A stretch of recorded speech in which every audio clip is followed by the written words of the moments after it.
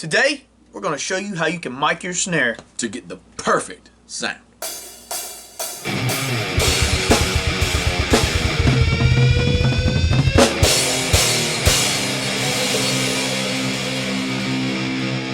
What's going on? I'm Tyler. I'm Travis. This is Twisted Transcription Studios. Like we said, I'm going to show you how to mic your snare to get the perfect sound. Right. And that comes in a couple of different forms. You got to have the right mics to get the right sound, as well as have the right placement. So I think first we're going to talk about the mics. What we use is a SM57 to go on the top, and on the bottom it's like a SM57 knockoff clone by CAD. And you can click on this link to see how you set up the whole kit and what mics we use. Yeah. First, we're going to dive into the specifics of that 57 and why it does such a great job at capturing the snare. It can be used for a multitude of things. We use it on our guitar cabs as well as the snare. But there's just something about the mid-range of that 57 and the quality of the mic in general. Even though it's still a cheaper mic, it doesn't seem cheap at $100, but go price some mics.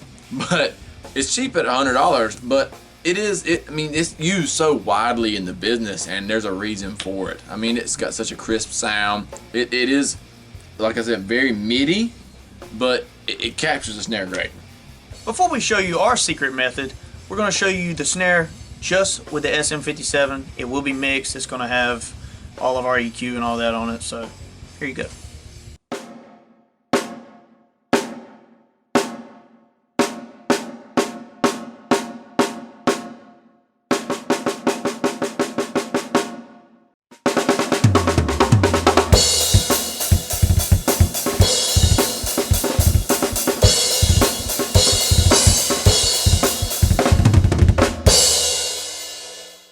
So that was a snare with just SM57. If you want to see how you can get the perfect sound for your snare, click this video right here.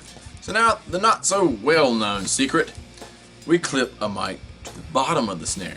And this works great with that CAD mic we got in the 7 mic package that we spoke about in previous videos, because they actually clip to the rims, whereas we do have a mic stand and everything for the 57. A mic stand would work, but it's much easier to screw down a little clip and have it be on the perfect spot every time. So now that you know that, we're going to dive right in with it and show you what it sounds like.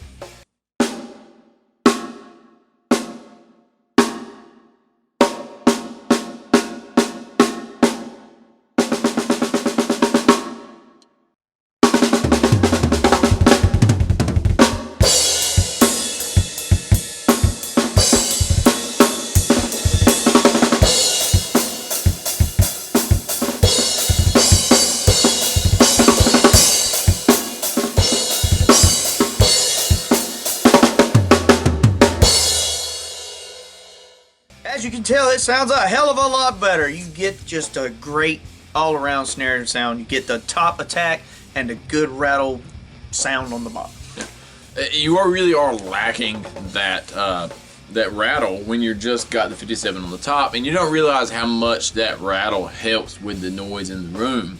Like when you go and play with your buddy and just jam out a little bit, you're hearing the entire kit, and I mean that means every little piece of resonance on the kit that you're not gonna have when you're micing individual pieces. I mean, shoot, even when you hit your kick drum, there's sounds coming off of it that you're not getting in the mix. That, I mean, you play something in the room, you're like, man, that sounded great, and then you record it, you're like, sounds a little flat. Yeah, I mean, you got to have. If you had 20 mics, I believe it'd be even better.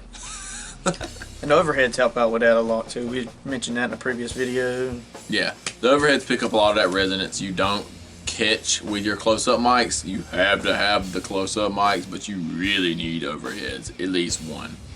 But the bottom mic does pick that rattle up, which the overhead still won't quite get, and the rattle is a key part of snare. We hope this has been helpful, and maybe you didn't know this. We didn't know when we started, and our recordings now sound 10 times better, just for that one purpose. So give us some feedback.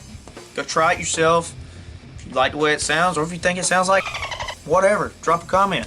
Yeah, and while you're at it, make sure you like, you subscribe, and you smash that bell. And we will see, find us on social media at Twisted Transcription, and we will see you next time. First, like we said, we're going to go into the specific buff. Here we go. Thinking.